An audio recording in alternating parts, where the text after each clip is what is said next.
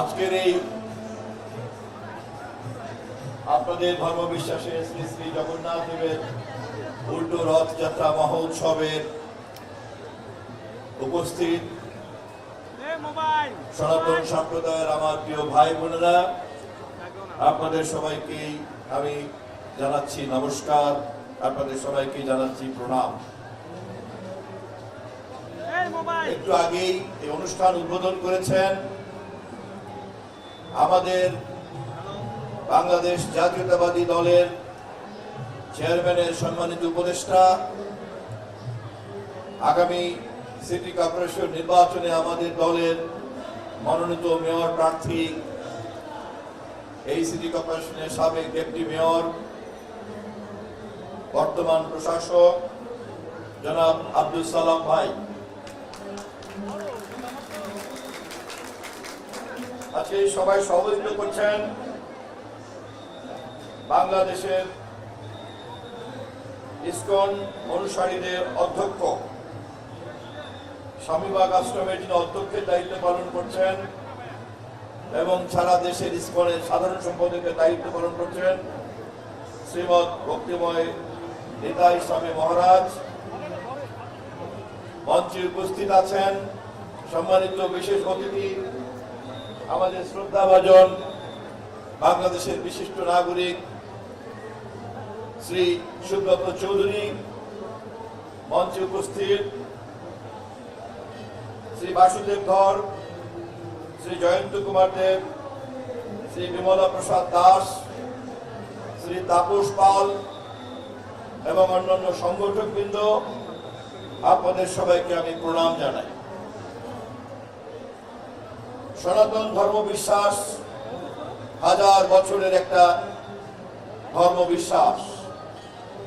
পৃথিবীতে বহু ধর্ম আসার আগেই সনাতন ধর্ম বিশ্বাসের এই ধারাবাহিকতা ইতিহাস আমাদেরকে সাক্ষী দেয়।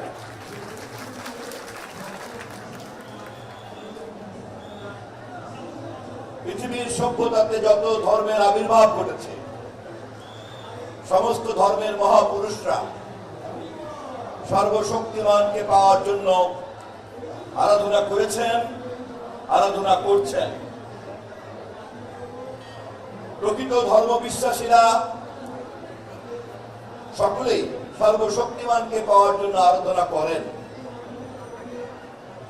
কে কিভাবে ঈশ্বরের কাছে যেতে চান, কে কিভাবে ঈশ্বরকে কাছে নিয়ে আসতে চান, এটা সম্পূর্ণই যে কোনো ধর্ম বিশ্বাসীদের ব্যক্তিগত বিষয়, ব্যক্তিগত চিন্তা। প্রকৃত অর্থেই যারা ঈশ্বরকে পেতে চান, সর্বশক্তিমানকে পেতে চান, আল্লাহকে পেতে চান, ভগবানকে পেতে চান, তিনি অন্য আরেকটি ধর্ম বিশ্বাসের সবাইকেই সম্মান করেন, শ্রদ্ধা করেন, কারণ তারাও সর্বশক্তিমানকে পেতে চায়। অতএব শ্রী জগন্নাথের রথযাত্রা এবং আবার তিনি যখন মন্দিরে ফিরে যান, জনগণের পূজা, ভালোবাসা, সম্মান, শ্রদ্ধা নিয়ে ব্যাপক জনগণের মধ্যে ঈশ্বরের প্রেমকে রেখে তখন তিনিও যেমন জনগণের কাছে আসেন, জনগণও তিনি ঈশ্বরের স্পর্শ পায়। প্রতিটি ধর্মেই সর্বশক্তিমানকে এভাবেই বিশ্বাসীরা আমরা পেতে চাই। যেহেতু সকলেই আমরা সর্বশক্তিমানকে পেতে চাই, যে যে পদ্ধতি অবলম্বন করি না কেন, আমরা সকলেই ঈশ্বরের অনুসারী, ঈশ্বরের প্রেমিক।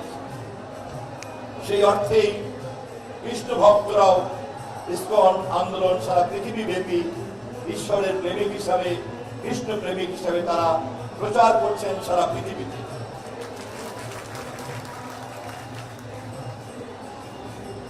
এবং এই তৎপরতার মধ্যেই প্রমাণিত হয়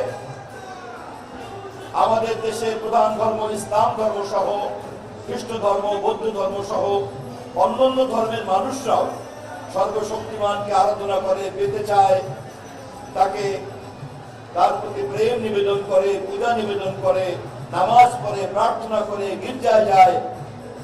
এই তৎপরতাকেও ইসকন এবং এই রথযাত্রার অনুসারীরা আপনারাও সম্মান করেন এবং শ্রদ্ধা করেন। অতএব একথা পরিষ্কার, প্রকৃত ধর্ম বিশ্বাসীরা অন্য যে কোনো ধর্ম বিশ্বাসীকে তার বিশ্বাসকে সম্মান করেন, কেননা তারা সকলেই ঈশ্বরের প্রেমিক। আমি শাশ্বতকালের এই বাণীকে স্মরণ করিয়ে দিচ্ছি আজকের আপনাদের এই মহা উৎসবের মধ্য দিয়ে।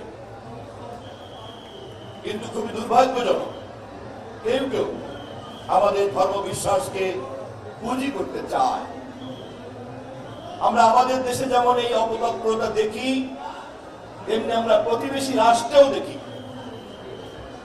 মানুষের ধর্ম বিশ্বাসকে পুঁজি করে সমাজকে বিভক্ত করা, মানব প্রেমকে বিভক্ত করা, রাষ্ট্রকে বিভক্ত করা এবং সেই বিভক্ত সমাজে গণতন্ত্রের নামে, নির্বাচনের নামে একটা ফায়দা লুটার চেষ্টা করা হয়।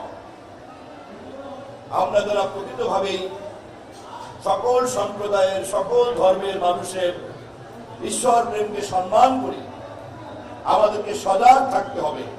আমাদের ধর্ম বিশ্বাসকে, প্রতিটি ধর্মের ধর্ম বিশ্বাসীদেরকে কোন মহল কোন ধরনের কোন অশুভ লক্ষ্য চরিতার্থ করার জন্য যেন পুঁজি করতে না পারে।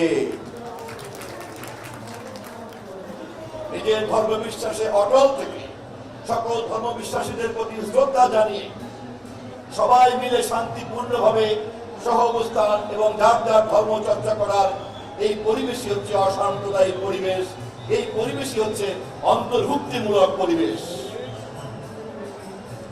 আমাদের নেতা, বাংলাদেশের সবচেয়ে গ্রহণযোগ্য নির্বাচনের নির্বাচিত প্রধানমন্ত্রী দেশনায়ক তারেক রহমান নির্বাচনে নির্বাচিত হওয়ার আগেই জনগণকে জানিয়েছেন, আমাদের দেশে ধর্মের ভিত্তিতে আমরা কোনো ভাগাভাগি হতে দেব না।